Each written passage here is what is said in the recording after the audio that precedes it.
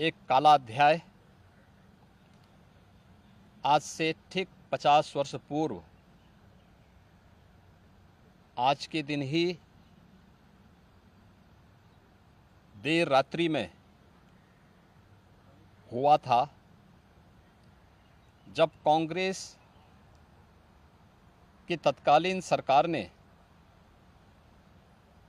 भारत के संविधान का गला घोंटते हुए लोकतंत्र को पूरी तरह समाप्त करने की साजिश रची थी।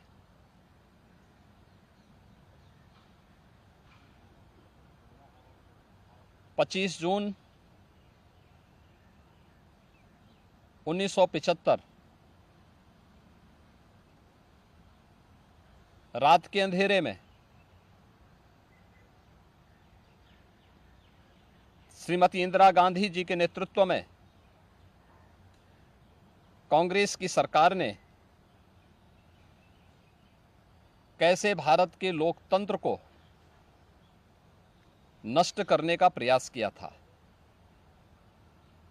उस समय के सभी विपक्षी दलों के नेताओं को, उसमें से अटल बिहारी वाजपेयी जी, से मोरारजी देसाई जी,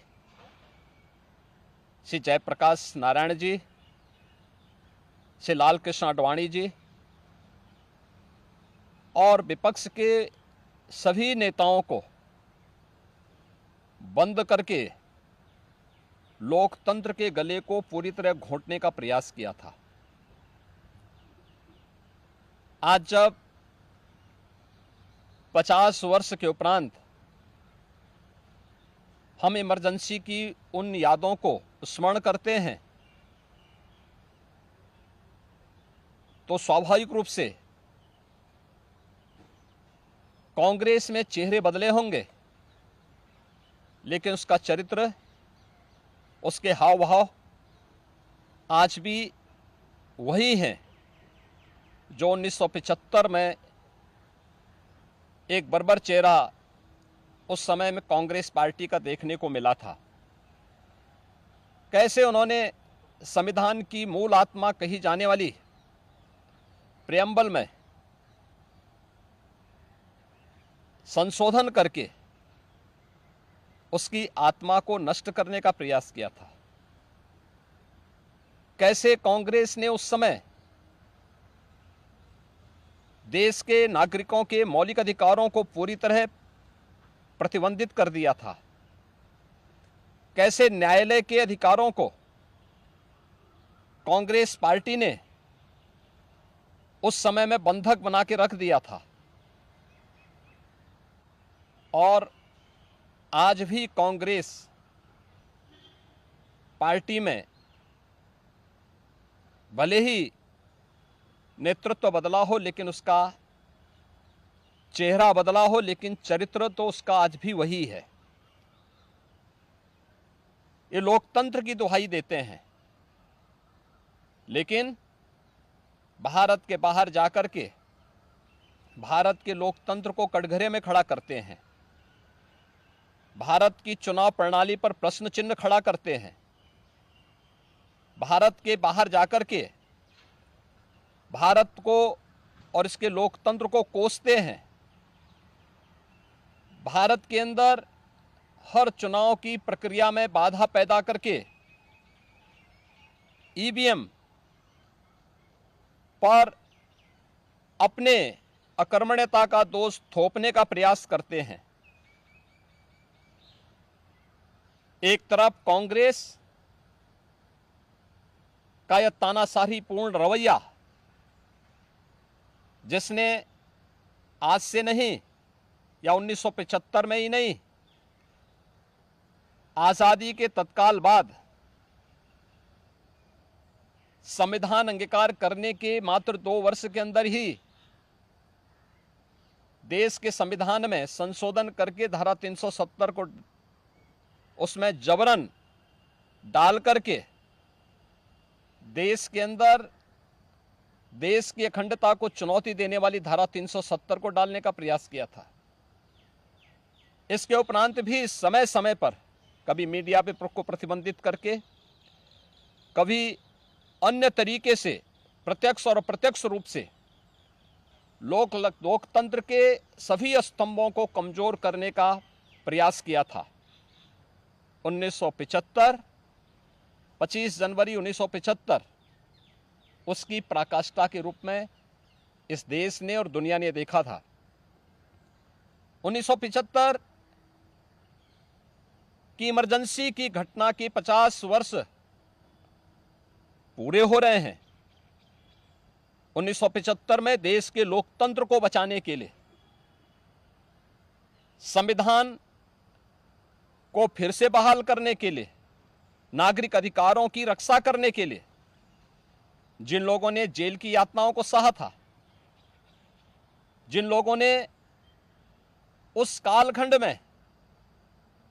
लोकतंत्र के लिए अपना सर्वस्व न्यौछावर करने का कार्य किया था, हमें आश्चर्य होता है कि उनकी वर्तमान पीढ़ी उसी कांग्रेस की गोद में बैठ करके देश को फिर से कांग्रेस की तानाशाही और लोकतंत्र विरोधी, संविधान विरोधी तंग दायरे की ओर धकेलने का कुत्सित प्रयास कर रही है। कांग्रेस आज भी उसी रास्ते पर चल रही है और उसी का परिणाम है। जहां भी कांग्रेस नेतृत्व की सरकारें हैं, उनका रवैया, उनके कार्यप्रणाली, उनके द्वारा किए जाने वाले कृत्य इस बात के उदाहरण प्रस्तुत करते हैं। उनके जो सहयोगी हैं, बंगाल में टीएमसी है, केरल के उनके सहयोगी हैं, या तमिलनाडु के उनके सहयोगी हैं,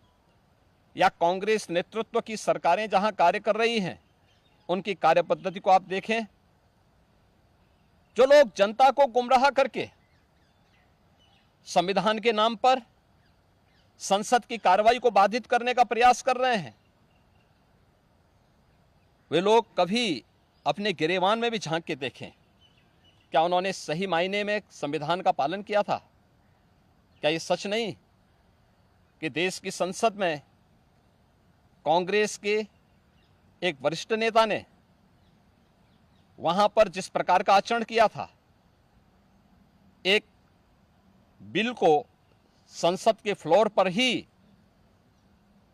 किस तरीके से अपमानित करने का काम किया था, वहां फाड़ने का काम किया था, ये क्या किसी से छुपा हुआ है? या अन्य अनेक ऐसे कृत्य जिसने लोकतंत्र को कमजोर किया है और लगातार देश के लोकतंत्र को कमजोर कर रही है, ये सभी कांग्रेस के वे कृत्य हैं जिसके लिए कांग्रेस को